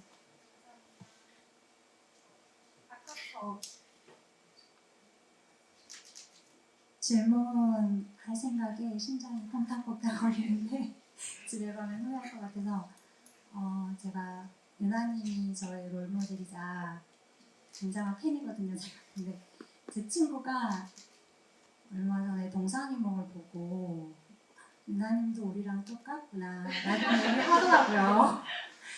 그러니까 제가 질문드리고 싶은 거는 책을 보니까 인터뷰 내용 중에 유나님이 지금 결혼을 안 한 여성분들 되게 똑똑하고 잘하고 있다라고 말씀하신 거 보고 제가 깜짝 놀랐거든요. 저도 유나님이랑 비슷한 시기에 결혼을 하고 그 나이에 또래 자가 있어서 왜 그런 생각을 하셨는지 그게 참 궁금해요. 왜 그런 생각을 했는지 궁금하다고 네, 그런 하시는 말씀을 왜 거죠? 하시는지 네, 결혼 안 한 거 아, 잘했다고 하시는 게 결혼을 하거나 아이를 갖는 건 저는 딱 진짜 선택이라고 생각해요. 누구나 해봐야 되는 경험도 아니고 결혼을 한다고 더 훌륭한 사람이 되는 것도 아니고 아이가 생긴다고 무조건 좋은 어른이 되는 것도 아니고 그건 사람마다 다 다른데 혼자인 게 가장 자유롭잖아요. 그리고 가능성이 가장 열려있는 일이잖아요. 앞으로 어디로 가도 되는 가능성. 그리고 지금 뭐 부동산 문제부터 연봉 문제, 뭐 임금 격차 문제, 기타 등등 많은 현실적인 문제들이 우리 눈앞에 있고 만약에 뭐 결혼을 해서 아이가 생기면 내 일은 어떻게 되지? 그런 걱정을 해야 될 거예요 아마 우리 여자들이 보통은. 그러니까 혼자이신 편이 좀 현명할 수 있다. 근데 뭐 혼자인 게 무조건 좋다고 말씀드린 건 아니에요. 네, 단정적으로 네. 얘기하신 건 아니기 때문에 모든 것은 선택이라고 생각합니다. 네, 그냥 결혼을 하지 않는 것도 좋은 선택이다라는 말씀을 하시고 싶었던 것 같습니다. 또 저기 흰 티 입으신 분?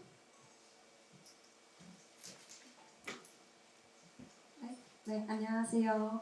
저는 아까 두 감독님과 유나님이 활동을 일찍 시작하셔서 편견이 좀 있었을 때, 성차별이 있었을 때 어떻게 했느냐는 답변을 사실 존버가 답이다라고 느꼈거든요. 해주신 답변을 들으면서. 근데 저는 이제 제 전공을 선택할 때도 제가 잘할 수 있다고 생각해서 선택을 했는데 막상 졸업을 한 후에는 완전히 다른 분야를 혼자 개척해서 들어갔어요. 근데 들어가 놓고 이제 2년 차인데 그러면 주니어잖아요. 근데 막상 가보니까 말씀하신 것처럼 그렇게 치열하게 일을 하고 있다고 생각하지 않거든요. 그래서 지금 에디터님까지 해서 세 분은 모두 지금도 치열하게 사시겠지만 지금 청년들 중에서 그렇게까지 꿈을 너무 사랑하지 않고 엄청난 꿈이 있지 않고 사실은 현실이 힘든 청년들에게 그럼에도 치열하게 살아야 할까? 아니면 치열하게 사셨을 때는 내가 지금 치열하게 살고 있다는 확신이 있으셨는지 지금 솔직히 성공한 많은 지위까지는 아니어도 목소리를 가진 여성 언니들이 옛날보다는 찾기 쉽지만 저는 성공하지 못한 언니들의 목소리도 듣고 싶거든요. 그래서 확신이 없으셨을 때 어떻게 나아가셨는지 만약에 주변에 확신이 없는데 지지부진하게 살아가는 것 같은 동생이 있다면 어떤 말을 해주고 싶으신지 이걸 여쭤보고 싶었습니다. 제가 제 삶에 확신이 없어서요. 두 분 어떤 분이 먼저 답변해 주시겠어요? 일단 저는 그 데뷔하기 전에 고등학교 때부터 음악을 전공하고 싶었어요. 근데 집에서 이제 음대나 미대 가는 거를 굉장히 안 좋아하셨기 때문에 진학을 할 수가 없었고 이렇게 뮤지션 제가 연주를 직접 하고 노래하는 사람이 되려고는 생각을 못했고 그냥 음악을 만드는 게 저한테는 최고의 즐거움이자 행복이었어요. 그래서 대학에 들어와서 여러 밴드를 거치면서 자작곡을 만들고 혼자서도 곡을 만들기 시작하고 근데 역시 아무리 해봐도 이거밖에 저한테는 답이 없고 대학 생활을 하는데 조금 몸이 건조하고 그리고 지금의 멤버들을 만나서 멤버들이 프로페셔널 뮤지션이 되고 싶어 했기 때문에 저도 같이 데모를 만들고 레코드사에 이렇게 돌리고 그때쯤에 휴학을 했거든요. 음악에 좀 전념하고 싶어서 진짜로. 근데 그때 기분이 아직도 기억나요. 그리고 저는 지금도 그때랑 별반 다르지 않은 사람이라서 한 반 정도는 절망감에 빠져 있고 반 정도는 희망회로 돌리고 있고 근데 살아있으니까 꾸역꾸역 또 살아야 되고 내일 무슨 일이 일어날지 모르고 음악을 못하게 되면 뭘 해서 먹고 살아야 될지도 모르겠고 정말 좀 그런 날들이었고 수렁 늪 같은 데 빠져있는 것 같았어요. 왜냐면 나는 다른 거 하기 싫었으니까 아무것도 못할 것 같았거든요. 아마 제가 음악을 안 했더라면 혐오스러운 마츠코의 인생을 혹시 보셨나요? 네, 마츠코처럼 됐을 것 같아요. 그런데 꼭 치열하게 살아야 되나요? 그거부터 일단 여쭤보고 싶어요. 치열하지 않고 그냥 소소하게 살아도 사람 괜찮은 거 아닌가? 그리고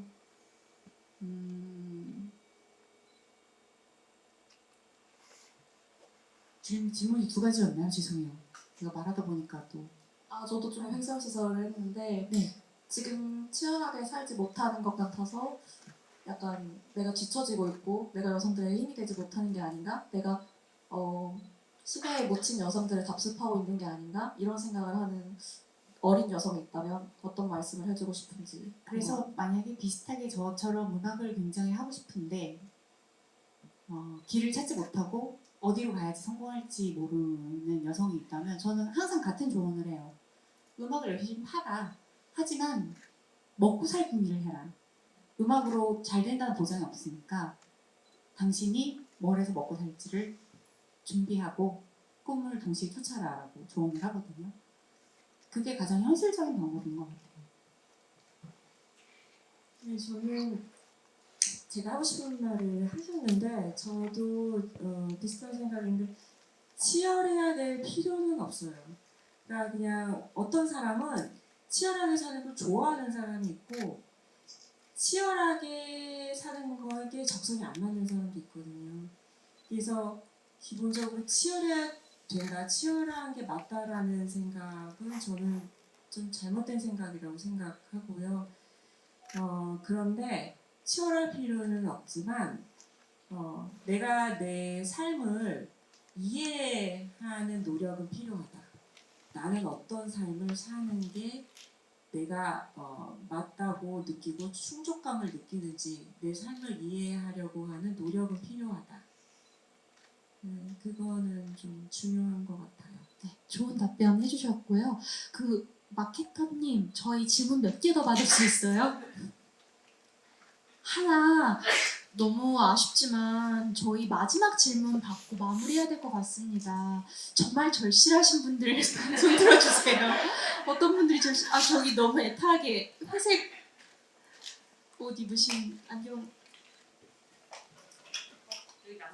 아니요 여성분 저기 저랑 마주치셨죠? 되게 애타게 손을 뻗고 계셔서 네네네. 아 그럴까요? 그럼 저 여성분 하고 남성분 빨리 하고 마무리 드릴까요? 네. 감사합니다. 안녕하세요. 저는 우선 중학교에서 도덕을 가르치고 있는 교사인데요. 제가 그래서 이제 드라마나 영화를 보면 되게 교사 캐릭터에 관심이 많아요. 그래서 보건교사 아는 형을 보면서 되게 저 사람도 좋은 교사일 수 있겠다라는 생각이 들었어요. 아이들을 봤을 때 그렇게 막 아름다운 눈빛으로 쳐다보지는 않지만 그럼에도 불구하고 아이들을 구하고 싶어. 나는 이 운명이 뭐 쉽지는 않지만 어쨌든 나는 아이들을 구하고 싶어. 이런 모습을 보이는 게 굉장히 선하다. 저런 모습도 이제 선한 교사상일 수 있겠다라는 생각이 들었어요. 제가 사실 아이들을 가르치다 보면은 되게 세상에 희망이 없는 게 아닐까 이런 생각들을 해요. 그러면서 이제 뭐 제가 또 자우림 노래를 너무 좋아해가지고 노래를 듣다 보면 그래 역시 우린 다 죽을 거니까 이런 생각도 하고 이런 생각들을 하는데 그럼에도 불구하고 저는 철학을 전공한 사람으로서 선한 게 가장 강하다는 생각을 해요. 그래서 감독님과 가수님이 생각하셨을 때 사실 내 삶이 힘듦에도 불구하고 내가 여성 후배들에게 좋은 영향을 주고 싶어 라고 생각하시는 그 마음도 다 선함이라고 생각하거든요. 그래서 감독님과 가수님의 그런 선함의 힘은 어디에서 오는지 저도 그런 좀 선한 교사가 되고 싶어서 질문 드리겠습니다. 보건교사 아는형의 선함은 정사랑 작가님께서 진짜. 그래서 저는 정사랑 작가님한테 배웠어요. 그 선함을. 그게 맞고. 그래서 질문이 뭐였죠? 선함은 어디서 오냐고요? 네, 근데 제가 조금 더 질문을 약간 트위스트하자면 그런 얘기인 것 같아요. 저도 원작을 받고 감독님의 이제 시리즈를 봤지만 제 원작에서 아는 형과 좀 달리 느껴졌던 거는 훨씬 더 제 생각엔 덤덤한 것 같아요. 이 사람이 약간 건조한 느낌이 들 정도로.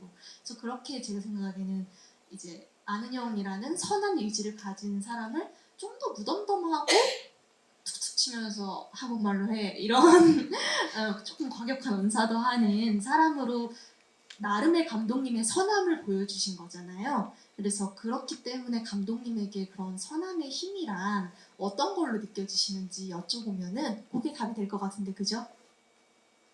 저에게 선함의 힘.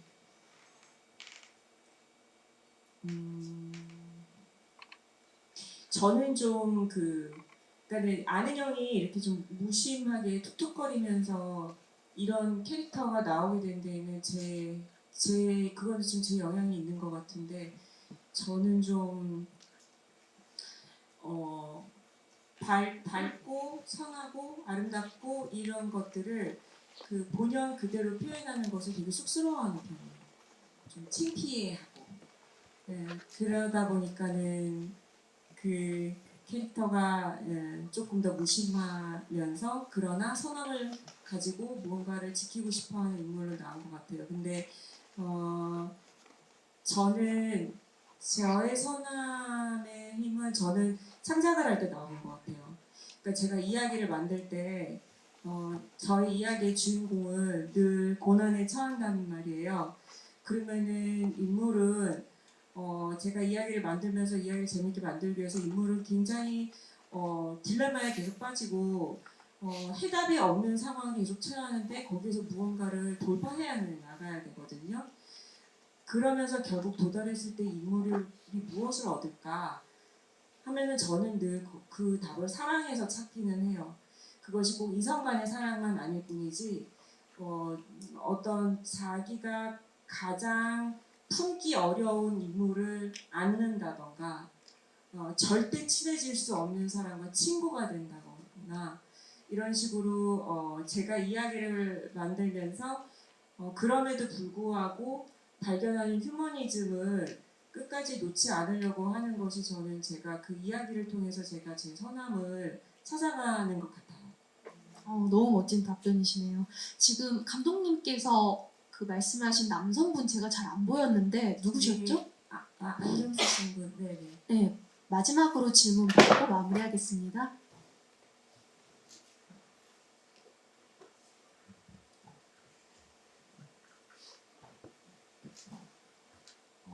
안녕하세요. 갑자기 이렇게 또 최애이신 김은아님 앞에 서니까 너무 떨리는데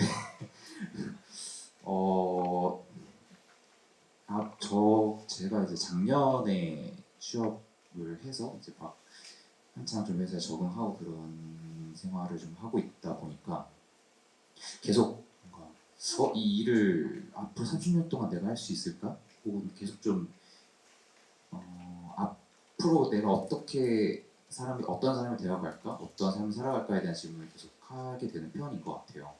좀 그러다 보니까 이제 여자가 사랑한 여자들이라는 책을 통해서 여러 질문을 들으셨을 텐데 이렇게 받으셨던 여러 질문들 중에서 미래의 스스로에게 이거 다시 한번 이 질문을 던지고 싶다 하는 질문이 있으셨는지 또 있으셨다면 그게 왜 그 질문을 선택하셨는지가 좀 궁금한 것 같습니다. 저에 대한 질문일까요?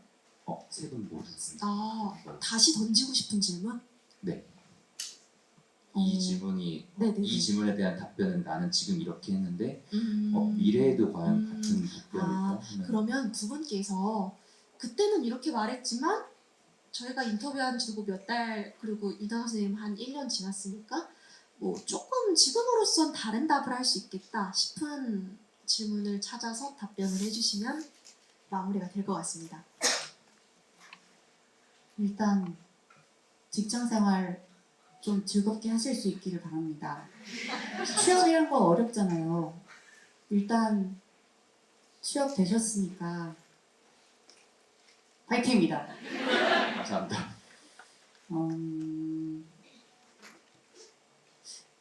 이게 중복되는 답변이라 좀 죄송하긴 한데 역시 10년에 대한 질문을 다시 받고 싶어요. 제가 10년 뒤에 김유나는 무엇을 믿나요? 했을 때 그때도 역시 전 아무것도 믿지 않아요 할지 아니면 그때쯤에 뭔가 최소한 인간 인류애 같은 게 생길지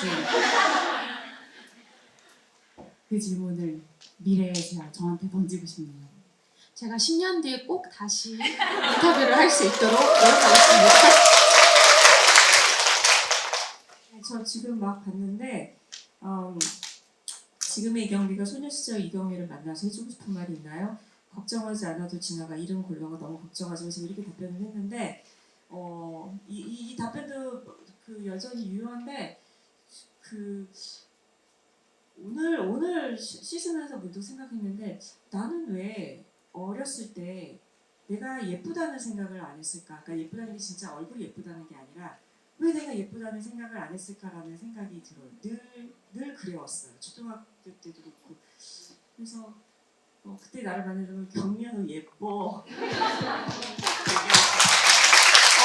너무 우리 사춘기를 보낸 여성들이라면 다 너무 와닿는 말씀 해주신 것 같아서 두 분 다 너무 좋은 답변 해주시고 독자 선생님들도 좋은 질문 해주셔서 감사드리고요.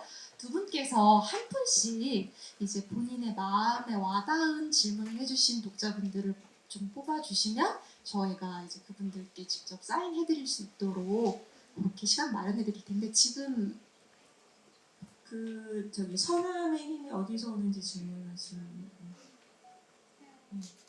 네, 중학교 도덕 선생님이셨다고 네, 이나 선생님은요? 저는 노년에 대한 질문을 해주셨던 선생님께 두 분께는 그러면 저희 다 끝나고 잠깐 남으시면 저희가 사인 진행해드리도록 하고요. 그리고 여러분 새색시 그리고 자우림 12집 많이 기대하고 응원해주세요. 그러면 마지막으로 두 분의 인사 말씀 듣고 마무리하겠습니다. 그 제가 저기 궁금한 게 있는데 여기 물어보면 답을 얻을 것 같아요. 그 홍대 지하철역에 여권 사진, 즉석 사진이 있잖아요. 그 현금 넣어야 돼요? 카드도 돼요? 챗 GPT가 모른대. 나 오늘 꼭 찍어야 되는데. 아세요? 아 위치마다 알아요? 아 진짜요? 아 그래요? 그러면은 저 이따가 좀 여쭤볼게요. 역시 독자분들이 채찍피보다 훨씬 우수하신 네네. 네 오늘 되게 만나뵙게 돼서 너무 반가웠고 이렇게 책 내주셔서 너무 감사하고 제가 감사합니다. 네, 여러분 안녕히 돌아가세요.